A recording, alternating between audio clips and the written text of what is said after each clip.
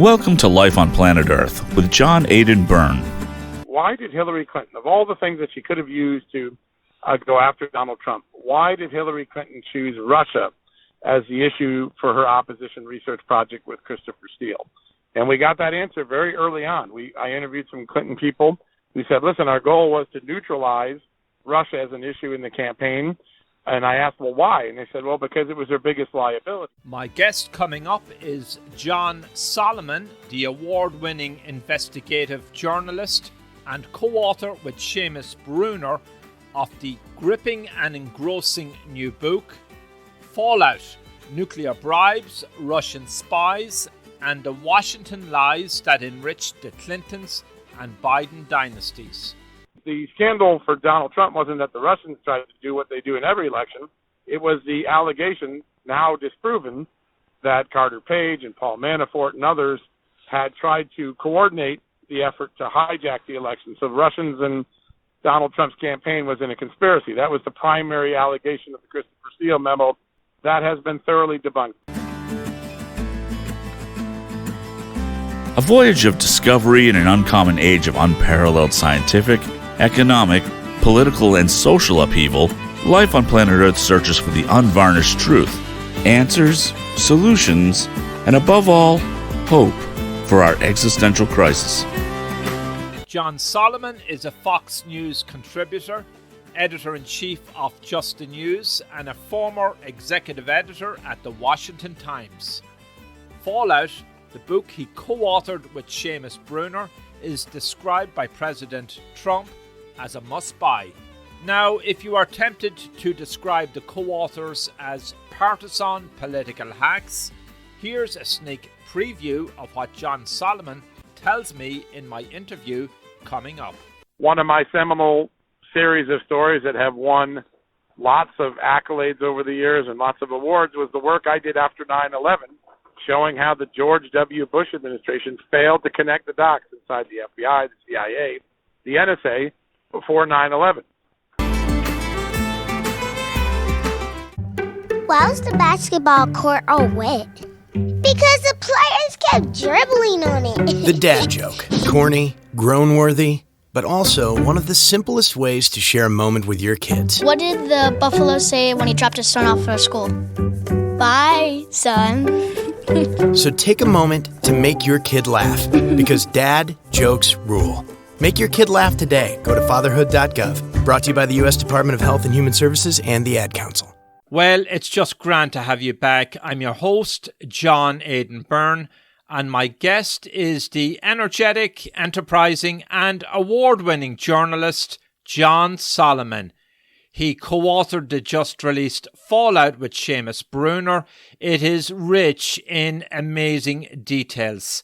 From claims in the advanced publicity notes, Joe Biden's Ukraine energy advisor secretly lobbied for Russian nuclear deals, how China, Russia and Iran got sweetheart nuclear deals, while Obama and Biden Inc.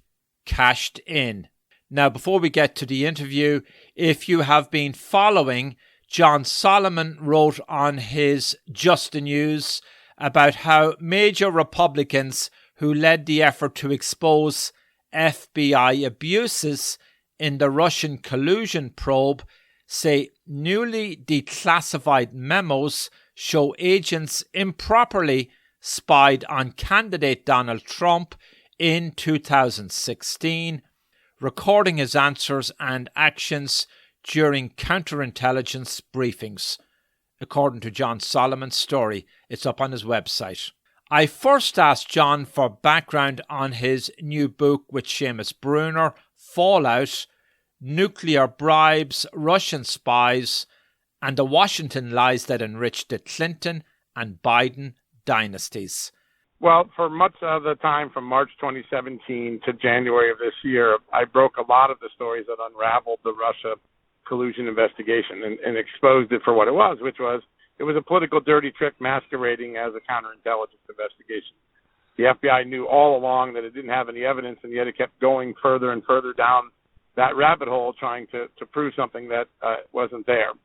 And so when we were done, I had told the story very episodically, story here, story there, television appearance here, FOIA document release here, and I wanted to step back and tell the whole story chronologically and to add a lot of new details. So we put FOIAs in, we interviewed about 100 people, we went through about 10,000 pages of declassified documents, and then we sat down to answer, tell the story in a uniform way, and to answer what I think were the single most unanswered questions from the scandal, and that was most often why? Why did Hillary Clinton, of all the things that she could have used to go after Donald Trump, why did Hillary Clinton choose Russia as the issue for her opposition research project with Christopher Steele?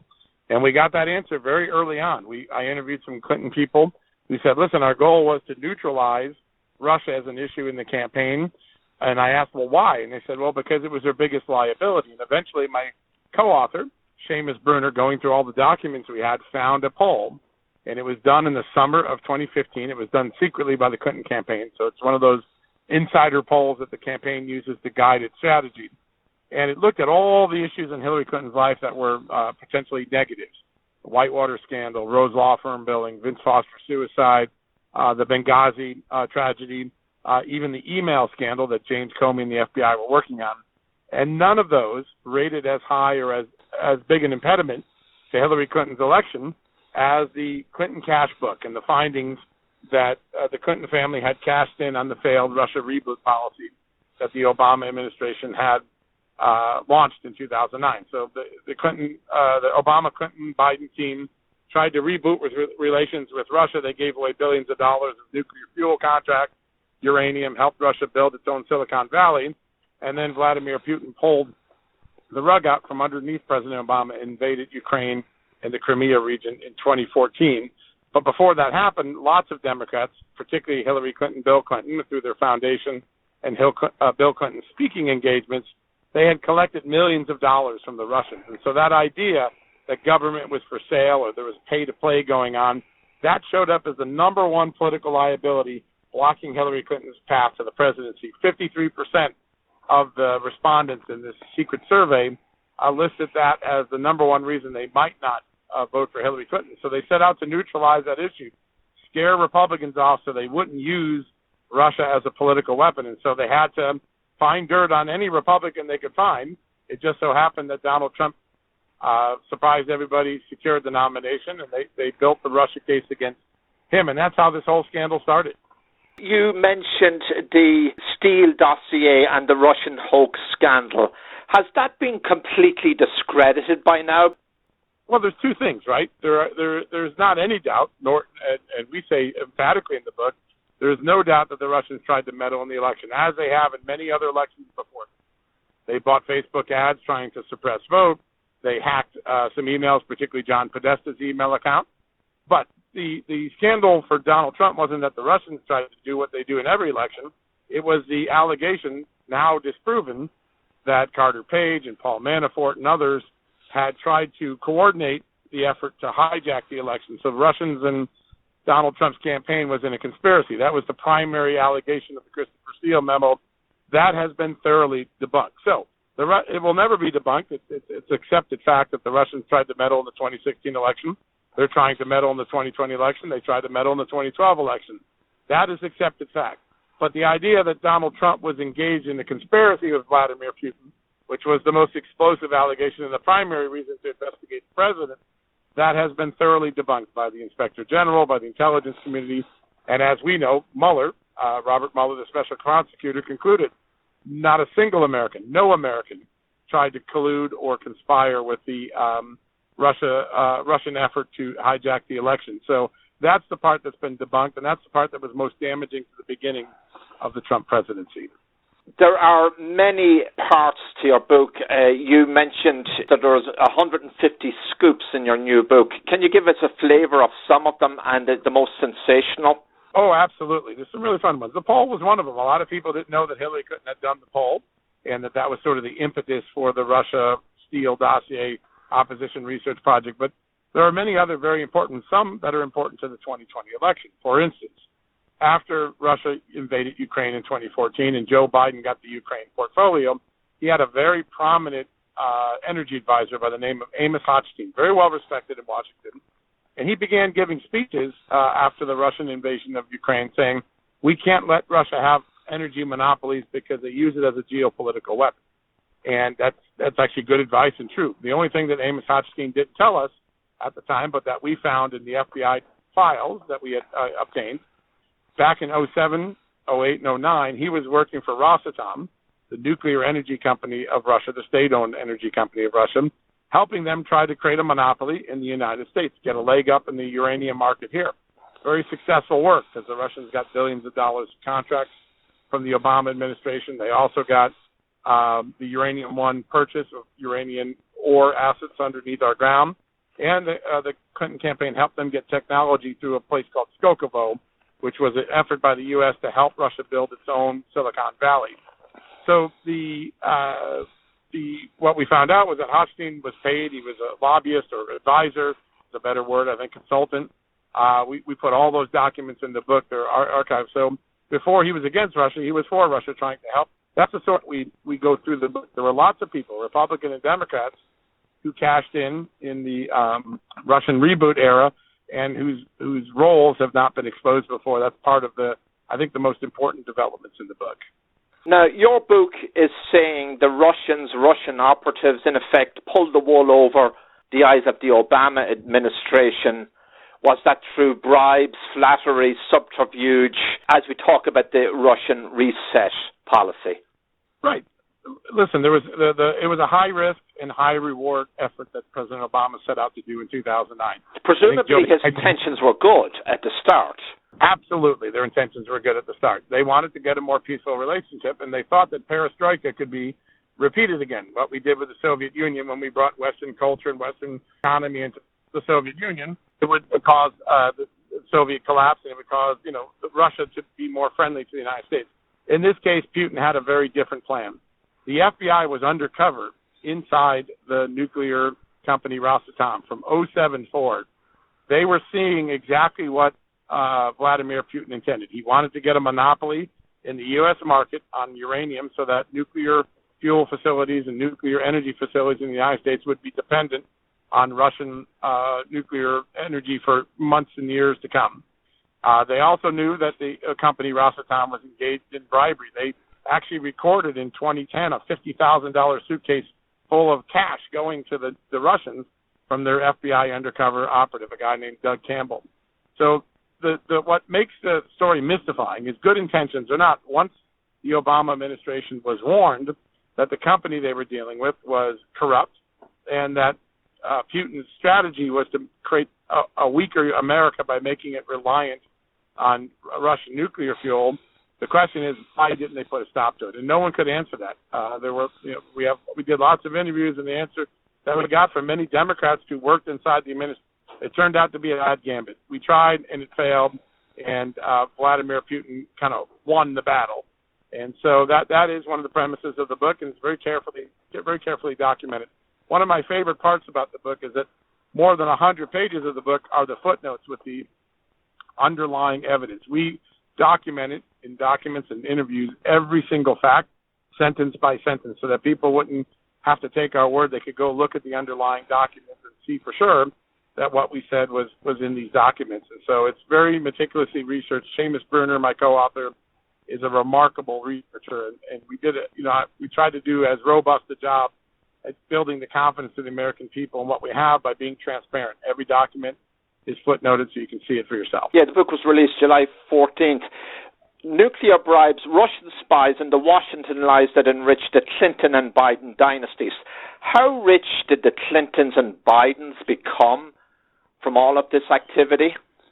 Yeah, it's a great question, right? We know that Bill Clinton got one of the largest known speech fees in his career, $500,000 in the spring of 2010, from a Russian bank at the time when all of these deals were pending.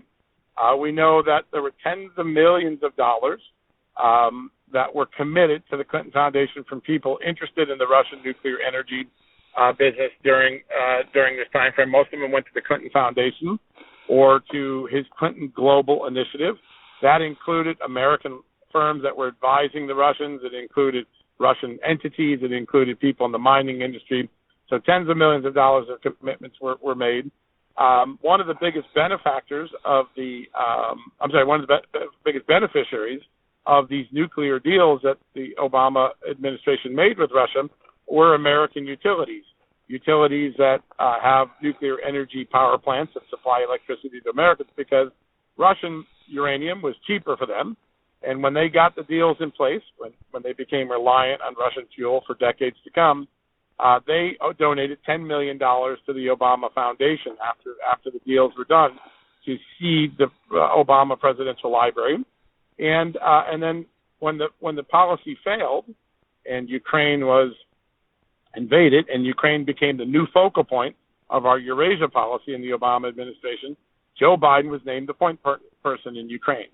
And he went to Ukraine in April of 2014, shortly after the invasion, and said, the way we're going to make Ukraine safer, the way we're going to push back Russian influence in Kiev, is we're going to build a natural gas infrastructure for Ukraine so it doesn't have to buy Russian gas anymore, and it can be independent of Russia and free from the geopolitical influences of Vladimir Putin.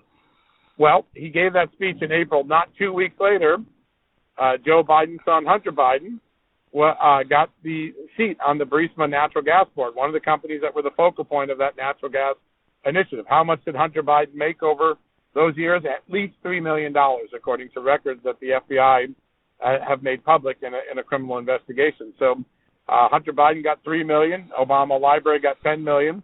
The Clinton Foundation got tens of millions. Bill Clinton got $500,000. There's a pretty good run of money all around the people involved in this policy.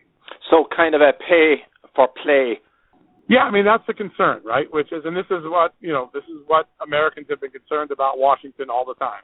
There's a revolving door. People like Amos Hochstein and others go back and forth from private industry to government, and those government contacts they have are very lucrative to the private sector, whether the Russians, the Ukrainians, or someone else.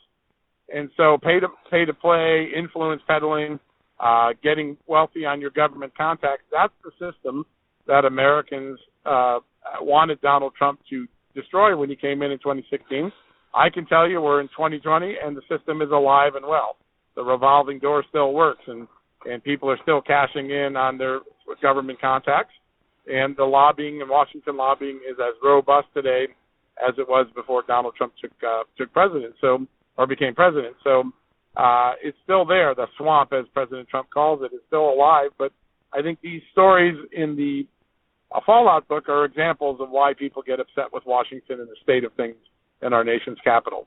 Remember the controversy surrounding Donald Trump reportedly asking the president of Ukraine during a telephone call to investigate the Bidens, Joe and Hunter, and then all hell broke loose and impeachment was suddenly in the air for President Trump. Here's how John Solomon explains it. Well, yeah, what really happened was, what we lay out in the book is that there's sort of a domino effect that if you trace the beginning of the origins of the Russia and Ukraine scandals, they start with the reboot. The reboot leads to the failure. Ukraine leads to Joe Biden getting involved in Ukraine. Hillary Clinton gets ready for 2016 and realizes Russia is a political guillotine over her head, and so she hires Christopher Steele to neutralize the issue. Christopher Steele walks his information, quite to the surprise of the Clinton campaign, into the FBI, and that launches a criminal investigation that becomes the Russia collusion investigation. And then as the Russia collusion allegations are beginning to fall apart, as Mueller's about to conclude that there was no conspiracy between the Trump campaign and Moscow, Rudy Giuliani goes to Ukraine and discovers, hey, Joe Biden's son was cashing in on the Ukraine policy in the aftermath of the reboot, and he brings that to the president's attention. The president, in a call with with the new Ukraine president, President Zelensky, last summer says, hey, could you look into these allegations? I don't know if they're true or not. And that's what leads to the impeachment proceedings. So they're all interconnected. It was like the perfect storm of political scandal dominoes falling one after the other after the other. I'm curious, John, how do you think your latest revelations and your recap of events that have happened recently will shake up public opinion? Will it move the dial politically in one direction or another? Will it have any role in the election this year? You know, it's always hard to know what an election is going to pivot on this far out, right? COVID and the economy and those things seem to be much more pressing issues. I think if you look at a poll we did at justthenews.com just a couple of weeks ago, there is growing evidence that most people believe there was some wrongdoing in the Russia collusion investigation, that it was a political dirty trick. I think about 60% of the people, if I remember correctly, in the poll. So when you look at that sort of dynamic, you know, it's already in the back of people's heads, and those who believe it are likely to find affirmation in the book. I think the real question of what happens is that we lay out in the book pretty substantial evidence of wrongdoing by the FBI and the Justice Department. False submission of evidence, false documents, false statements to Congress, false statements to the American public. And if John Durham, the prosecutor, before the election, if he charges some of the people that were involved in the Russia collusion investigation inside the FBI, the Justice Department, the intelligence community, that could have a profound effect on the election, depending how good the evidence is. Remember, Durham is a Democrat from Connecticut, so he's like the perfect person to investigate this because his political pedigree is Democrat, but his mission is to investigate Democrats. If he does bring charges of wrongdoing, that could have an effect on the election. If not, I think what we bring to light is a more cohesive version of the story so people can see it moment by moment, understand its origins, and it just goes into the larger filter of what we've already learned about the failings of the FBI and the Obama administration in that scandal. Should that give the public pause? Corruption in the FBI? Well, that's a great question. In Chapter 10 of the book, Seamus and I talk about the idea that the era from 2009 to 2019 was a significant era, not just for all the things that happened, but also for a change in culture. And the cultural change is that institutions like the news media, the FBI, the State Department, the Justice Department, the intelligence community had historically stayed out of politics. They had been apolitical, neutral, and these were institutions that you came to assume were going to tell you the truth. You just had the assumption that they had no skin in the game of politics and they were going to tell us the truth. But between 2009 and 19, you have an extraordinary record of news organizations. The New York Times, for instance, falsely reporting major allegations on their front page and never once retracting them. That's very concerning. In fact, on Friday, the Senate Judiciary Committee released new documents showing the seminal story that the New York Times wrote on its front page in February of 2017 that really drove the collusion narrative. The FBI had done its own analysis of the story, and it found all 9 major facts in the story, all 9 major claims in the story were blatantly false. That gives an example of how bad the media failed. We now know that the FBI falsified evidence, changed the document to hide the fact that Carter Page, who they were investigating, wasn't a Russian stooge. He was a CIA asset helping spy on the Russians. And some of the events the FBI was presenting to the FISA court to authenticate or seek approval for surveillance and undercover spying of Carter Page were actually events by Carter Page to help the CIA, not help the Russians. They falsified a document. We know from the Inspector General that the intelligence community and the FBI knowingly and willfully and exceedingly multiple times misled the judges in the court by failing to disclose flaws in their case, making false representations in their case. These are things that Americans did not come to expect from their FBI, from their news media, from the State Department, from the intelligence community. So the decade of deceit, as we call it in that chapter, is consequential. And perhaps the single biggest tactical change that occurs in that decade is that information warfare, things that we've done and learned in our defense community, how we can create psychological warfare against our enemies by creating false realities. That's something that the military is very good at if you want to create a coup or destabilize a regime. We developed in decades of work these false reality tactics that can create something's real even though it's not. Those tactics were used and employed inside the United States on American soil to create the false reality that Donald Trump and the Russians had colluded together when in fact all of the evidence, all of it pointed to the FBI and the CIA telling them there was no such conspiracy. Very troubling development if that's allowed to stand. If people are not punished for doing those things, the new norm will be that whatever administration's in power will be tempted to use the FBI, the CIA, to create false realities to go after their political enemies. And that, to us, in the book, is one of the biggest fallout of this scandal. We need to make sure people are punished, and the temptation to use intelligence and law enforcement resources for politics is diminished and made painful. So that's what we hope will happen at the end of the book. We hear and read that there were many people in high places didn't want Donald Trump to become president. What were they afraid of? Well, listen, he talked about disrupting the entire system. Throwing out the status quo in Washington threatens a lot of people who make millions and billions of dollars off that status quo. And some of the things he overtly talked about. He was going to reverse the Iran deal. Well, that made Iran and those in America who supported the nuclear deal nervous. He said he was going to take a different tact on Russia for those who were neocons on the right or appeasers on the left that wanted a softer relationship with Russia or a hardcore relationship with Russia. Donald Trump's approach to foreign policy was a threat to the status quo. And so I think you see in this book particularly the extraordinary consequences and also the nexus between Iran and Russia. When the FBI undercover informant starts telling the FBI, hey, the Russians inside Rosatom, the nuclear company, are helping Iran illicitly continue its nuclear program against international sanctions, the FBI briefs the Obama administration, nothing happens. They don't even reveal it to Congress. So why? Because they wanted that Iran deal to go through. They didn't want any negative things to go through. Well, that's the sort of stuff that Donald Trump, Michael Flynn, his national security advisor, were going to put into the public light, going to expose. So stopping him for a large number of constituencies in Washington was a top strategic goal. And, politics is hardball these days, and winning elections, there's nothing illegal about that. The difference here is that we went to a new extent. We went to the extent of using the FBI in a political opposition research project, in a political dirty trick, and that's something that is new and perhaps very troubling to most Americans. Some people reading your book will say, hey, John and Seamus are partisan hacks.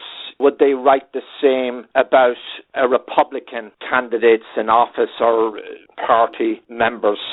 How do you respond to that? Well, if you look at my history, I have been writing the same stories about the FBI for 25 years, regardless of who's president. One of my seminal series of stories that have won lots of accolades over the years and lots of awards was the work I did after 9/11, showing how the George W. Bush administration failed to connect the dots inside the FBI, the CIA, the NSA before 9/11. Almost all the evidence of a plot to fly airplanes into buildings in America was sitting in CIA, FBI files, and President George W. Bush was briefed in August that there was likely to be an imminent attack on American soil, and they slept through it. They failed to connect the dots. Moussaoui in Minnesota, which they had in their custody, Arab pilots training, including the hijackers training at U.S. flight schools in that summer. So I have done work that had profound consequences on the W. Bush administration, the Clinton administration, H.W. Bush's administration. As an investigative reporter, I'm an equal opportunist. I try to write stories that matter to the American conscience and to the American people, regardless of who's in power. And quite frankly, I would have wrote the exact same stories if Donald Trump was the one hijacking the FBI and trying to harm Barack Obama. I would have written the exact same thing. So I think when people look back at my record, what I say is look at 30 years of reporting. Republicans and Democrats alike shudder at the work I've done because I've been an equal opportunist. There's an anecdote in the book that actually affirms that. I think it's in chapter 7 or 8. We talk about CFIUS, the Committee for Foreign Investment in the United States. That's the body that approved, while Hillary Clinton was Secretary of State and Obama was president, the Uranium One transaction, giving Iran the assets of uranium ore under American soil. One of the controversial things that happened. Well, earlier in the book, Hillary Clinton took up a big wave of concern about how CFIUS was acting under George W. Bush's administration. They were about to sell a very strategic shipping port in California to Dubai, and it was my reporting in 2004 and 5 at the Associated Press with my colleague Ted Breides that exposed the Dubai port deal and the lack of concentration on CFIUS, and it was Hillary Clinton citing my reporting, objecting to George W. Bush's work on the Dubai ports issue. So in the book, we give examples ourselves of Democrats using my very reporting to raise very serious wrongdoing questions or security questions with Republicans. I think my record over 30 years is pretty consistent. I'm an equal opportunist. If there's something wrong that the American people should know about as an investigative reporter, I'm going to write it, whether Donald Trump or Hillary Clinton or Barack Obama or George W. Bush is president. The way a good reporter should do it. After the break, John Solomon has some mind-blowing insights on the state of the media, the coming presidential election, and he shares a fascinating scoop on Vladimir Putin. I'm your host, John Aidan Byrne. I asked what kind of family she wanted. She said, a family like yours. Learn more about adopting a teen at adoptuskids.org. You can't imagine the reward. Brought to you by the U.S. Department of Health and Human Services, Adopt U.S. Kids, and the Ad Council. My guest is John Solomon, co-author with Seamus Bruner of Fallout. We spend some time in the book talking about the state of media. One of the things that's most troubling, think about what just happened on Friday. So just 3 days ago, there was a release of documents showing that the New York Times had 9 factual errors in a single story. The New York Times has neither corrected that story nor fixed that story or retracted that story. Normally, retraction is the normal vehicle for a false, inaccurate story. We've spent more time watching New York Times reporters, and quite frankly, every reporter, opine on Twitter and on talking head shows, giving their opinions, which Americans don't want. At the same time, they haven't done the things that are endemic and necessary for journalism, like correcting false stories or sticking to a neutral voice. And we write in the 10th chapter how important it is that news media return to a neutral voice. Everybody has too many opinions in journalism today. Well, we weren't hired to give people opinions. We were hired to give facts. We're not there to indoctrinate. We're there to inform. And I think the American media, in the aftermath of Russia, needs to look back and do some serious introspection about what it's gotten wrong, because it was a culprit in the false story that became Russia collusion. John, isn't that part of the problem for the public grappling with information and making up their opinions? Bifurcated media, partisan media, on one side of conservative media and the other rooting. There's no middle ground, or there's no media presenting all of the facts in an objective way, it seems, to some people. So how do we get out of that? Well, that's a great question. And so I have long argued, I've been anathema to many of my colleagues in journalism, because I've been preaching for 25 years, there's no such thing as objectivity in journalism. It's a false fig leaf.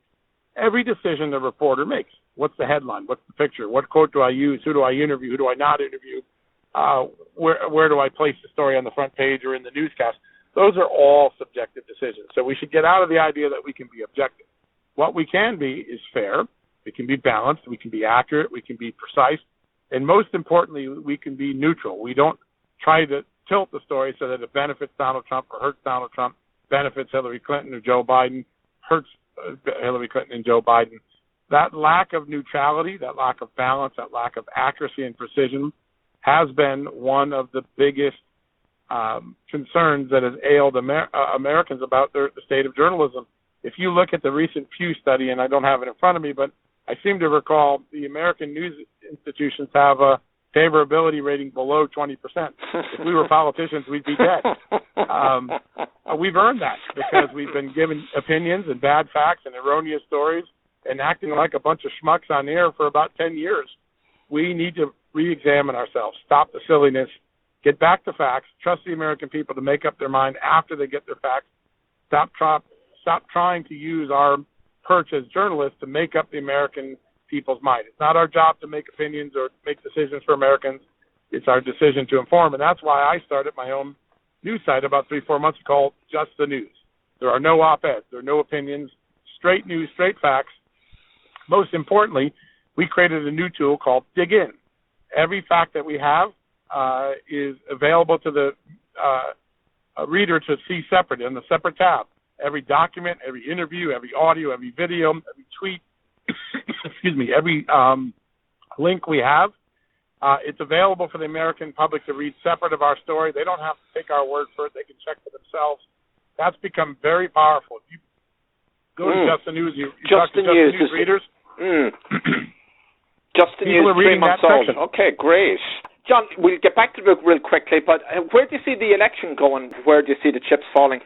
Well, listen, I never run a campaign, so I'm a terrible prognosticator. But what people tell me is that this election is going to turn on 4 or 5 issues. One of those issues is the pandemic. Will it get better? Will it get worse? If it's getting better in the fall, the pressure on Donald Trump eases. If it's getting worse in the fall, the attractiveness of Joe Biden as an alternative on the pandemic becomes larger.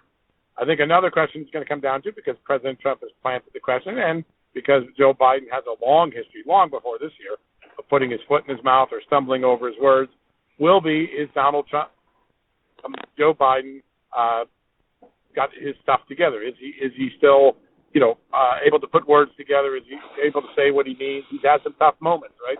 He had the "you ain't black unless you vote for me" comment, which had a tremendously negative impact. He's had moments where he stumbled over his words or confused what office he's running for. So that's going to be a second issue. Third issue will be this issue of anarchy in America. If Trump can portray the Democrats as anarchists rather than protesters, he may get a leg up for people who are worried about safety, particularly suburban women. If Democrats can convince people that these protests are legitimate because there are serious concerns on the ground and about race and fairness in America, then the Democrats will win. And then I think one of the most important things we as reporters never talk about, elections are won by ground game. Who's going to get out the most votes in an election where early voting and mail-in balloting is going to be historically high? Whoever wins that race almost certainly will win the election. Mail-in balloting, absentee balloting, get out the vote, that's going to determine the election on the ground in the key 12 states that will decide this election. And those are the things I'd be watching for. Do you think there's a large silent majority who have watched the recent riots on the streets who are saying this is just simply terrible? Yeah, I just came back from Wisconsin and Middle America, one of those states that's in play and obviously was decisive in the 2016 election. And every day, I was about an hour outside of the city of Milwaukee for a week, and everybody was talking about flag burning and toppling statues and disdain for it, and that it was unnecessary, and that it didn't seem to be about race or police brutality. It seemed to be about destroying the America that they had all worked so hard as farmers and shop workers and welders and plumbers to build. And I was struck by that sentiment because I don't have, when you're in D.C., you don't get the same sense of things. I do believe that if these recent protests and the level of violence and anarchy and the talk of defunding the police has hit a chord with Americans in a negative way, and that it may not be showing up in polls yet, but it may show up when we get the ballot back in November. But again, I think the pandemic has a big part of it. Get out the vote has a big part of it.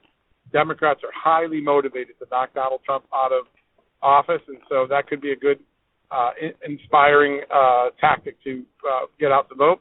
We'll just have to see how many people turn up on Election Day and in the absentee ballots.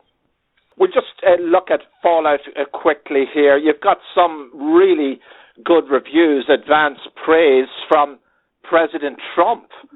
Sean Hannity had great praise for it, Greg Jarrett. So it's got to be a thumping good read. Well, thank you. The ones I'm most proud of are some of the intelligence people like Daniel Hoffman, former CIA station chief in Moscow. He says how important this book is, and also how important understanding the true intentions of Russia is, that we got it wrong the first time. I think the intelligence community had long inspired me to do this work.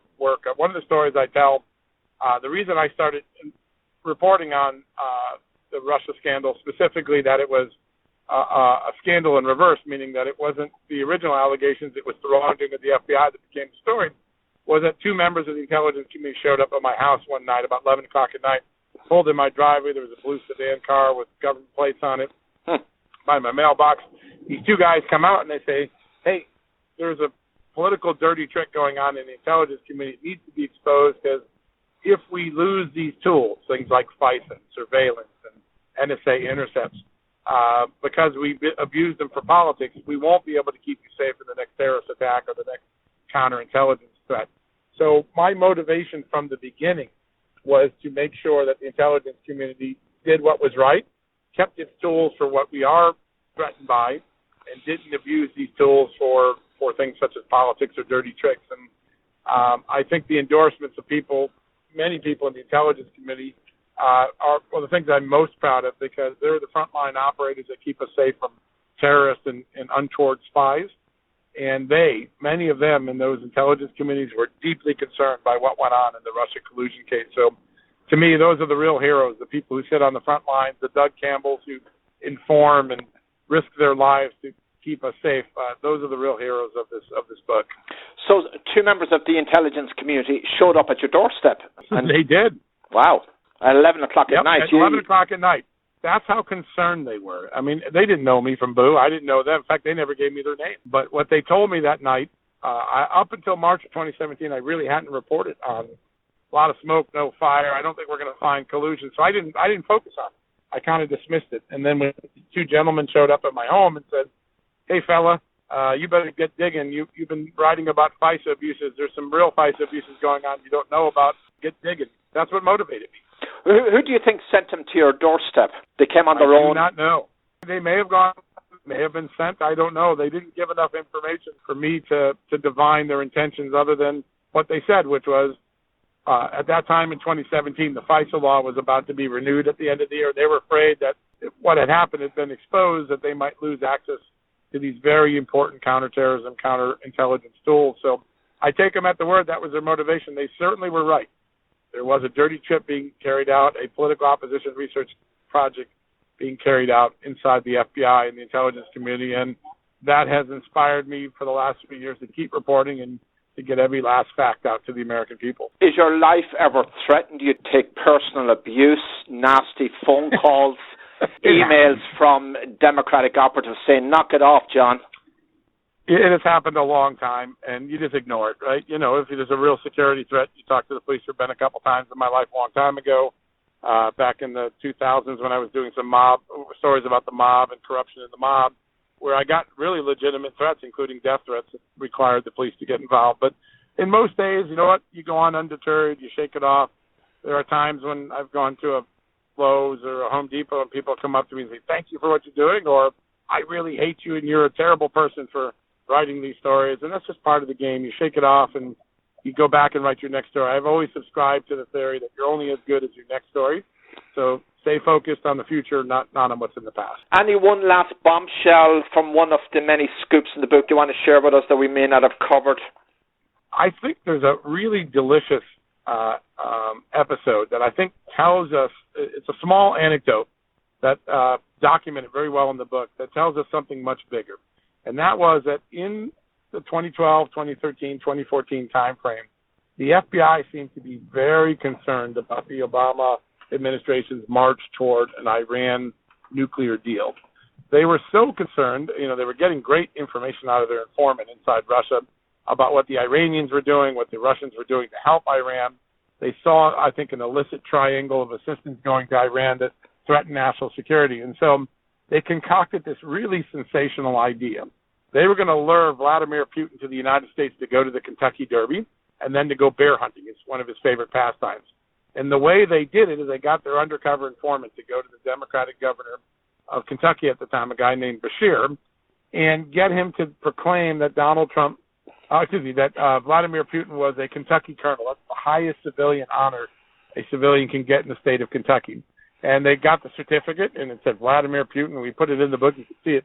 Vladimir Putin is an honorary Kentucky colonel of the state of Kentucky, and they used this gimmick to try to lure Putin here to the United States so they could spy on him. Who was he talking to?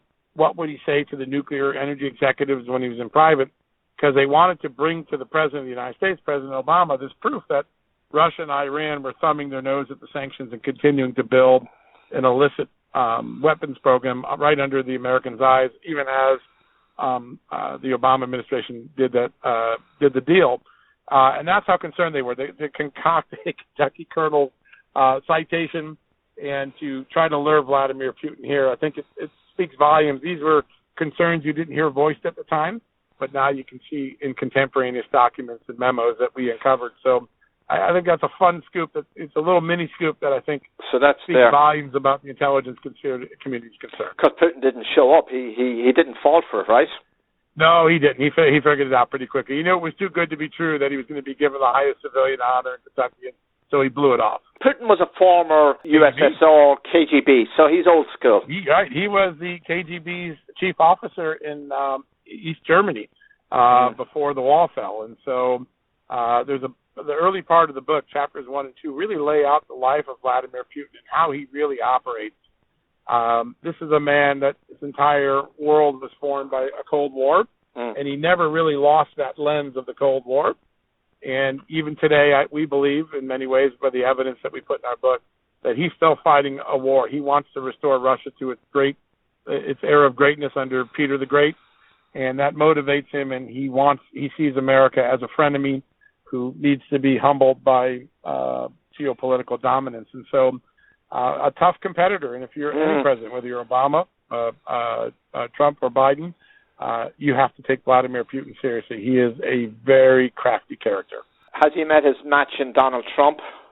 Hard to say, right? History will tell us. Donald Trump has been surprisingly hard on Russia. The sanctions that he imposed are tougher than what Obama imposed.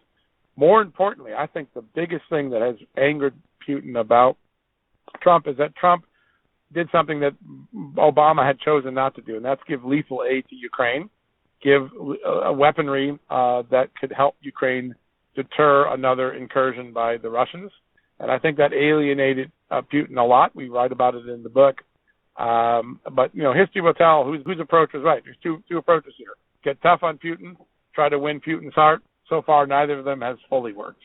Fallout, nuclear bribes, Russian spies, and the Washington lies that enriched the Clinton and Biden dynasties. You can buy it anywhere. They sell good books.